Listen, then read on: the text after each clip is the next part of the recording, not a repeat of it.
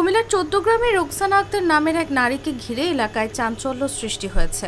স্থানীয় স্বজনদের দাবি, ৯ দিন আগে ড্রেনের মধ্যে তার মরদেহ পাওয়া যায়, পরে তাকে দাফন করা হয়েছিল।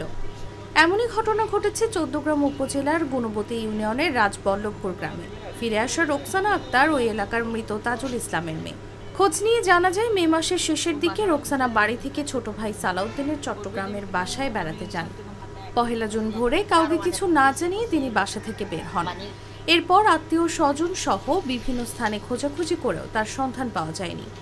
১৭ জুন বিকেলে ফেনী শহরে ভাড়া বাসায় অবস্থানরত রোকসানার খালাতো বোন হাজেরা আক্তার ও খালাতো ভাই শাহজাহান খবর পান শহরের জিয়া মহিলা কলেজের সামনে ড্রেনের মধ্যে এক নারীর মরদেহ পড়ে আছে।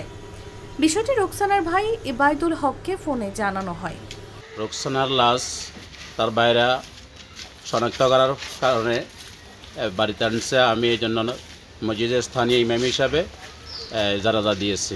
একাডেমিতে স্বাস্থ্যবানের বাসায় ও বাসা বানিয়েছে কোর্ট বিল্ডিং কোর্ট বিল্ডিং থেকে আমি গেছি শান্তি কোম্পানির কাশন কমিশন বাড়ি, ওইখান থেকে আবার এখান থেকে আবার ইয়েতে নানার বাড়িতে ফেনী নানার বাড়িতে ইলাসপুর থেকে আবার কাশন কমিশনের বাড়ি।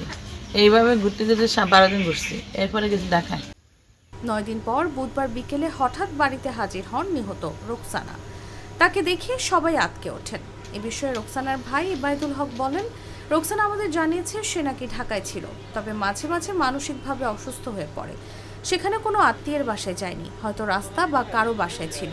মানসিকভাবে অসুস্থ হওয়ায় সে আমাদের সঙ্গে যোগাযোগ করতে পারেনি। এ বিষয়ে ফেনী শহর পুলিশ ফাঁড়ির এসআই প্রতুল দাস বলেন, উদ্ধার করা মরদেহটি বিকৃত ছিল। ইবাইদুল হক ও তার স্বজনরা মরদেহটি রোকসানার বলে শনাক্ত করেন। পরে আইনি প্রক্রিয়া শেষে তাদের কাছে হস্তান্তর করা হয়। এখন যেহেতু তাদের বোন সশরীরে বাড়িতে উপস্থিত হয়েছেন, বিষয়টি নতুন করে তদন্ত করা হবে।